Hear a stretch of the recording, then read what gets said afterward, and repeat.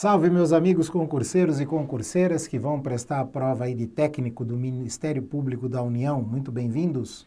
Nós vamos aqui examinar junto com vocês a resolução de dois exercícios típicos da prova da CESP, que é a banca que vai elaborar a sua prova, a Sebrasp, né, que vai fazer de acordo com o padrão da CESP, e trouxemos duas questões de provas anteriores, para mostrar para vocês como que é o estilo da prova e os tipos de questões que eles podem pedir para vocês, né?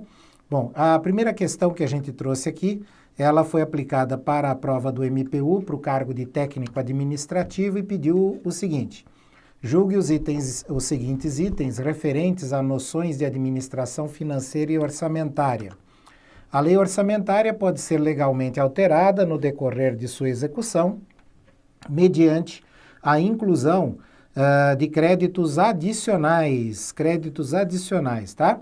Sendo denominado crédito especial, o crédito adicional autorizado para atender despesas novas para as quais não haja dotação orçamentária específica. Bom, você sabe que as questões aqui desta prova serão de julgamento de assertivas, certo ou errado. E aqui ele está afirmando exatamente isso. Qual seria a melhor resposta? Isso pode ser achada, a resposta desse exercício, na Lei 4.320, que ela vai tratar, então, dos créditos adicionais a partir do artigo 40. O artigo 40 diz que são créditos adicionais as autorizações de despesa não computadas ou insuficientemente dotadas na Lei de Orçamento. Ou seja, podemos deduzir daqui que a primeira parte da afirmação está correta. A lei orçamentária não é imutável, ela pode ser alterada durante o seu período de execução e esse período de execução é conhecido como exercício financeiro. Então, durante o exercício financeiro, havendo necessidade de ajustes na lei orçamentária, a forma de fazer isso é através de créditos adicionais. Mas ele pergunta mais uma coisa aí, sobre os créditos especiais. O artigo 41, inciso 2º da Lei 4.320, vai dizer que créditos especiais são os destinados a despesas para as quais não haja dotação orçamentária específica. É exatamente o que ele afirmou. Então, quando não há crédito na lei originária, aí a alteração para abertura de um crédito novo é através de créditos especiais. Tá legal? Então, essa resposta aqui, nós devemos marcar como sendo certo, né? A resposta aqui é certa com base nos artigos 40 e 41, inciso 2º da Lei 4.320. Tranquilo? Então, essa foi a primeira questão que a gente quis trazer aqui para vocês. Uma outra questão que eu trouxe aqui também é do Ministério Público da União para técnico e perguntou aqui o seguinte, olha, com base na Lei de Responsabilidade Fiscal, julgue os seguintes itens.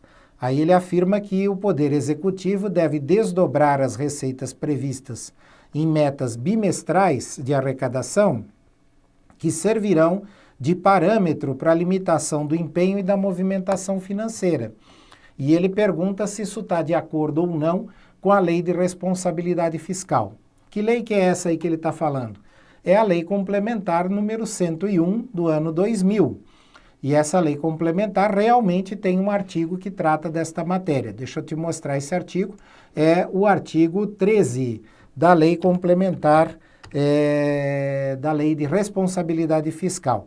Então, ela diz aqui no artigo 13 que no prazo previsto no artigo 8º, as receitas previstas serão desdobradas pelo Poder Executivo em metas bimestrais de arrecadação, com a especificação em separado, quando cabível, das medidas de combate à evasão e à sonegação, da quantidade e valores de ações ajuizadas para a cobrança da dívida ativa, bem como da evolução do montante dos créditos tributários passíveis de cobrança administrativa.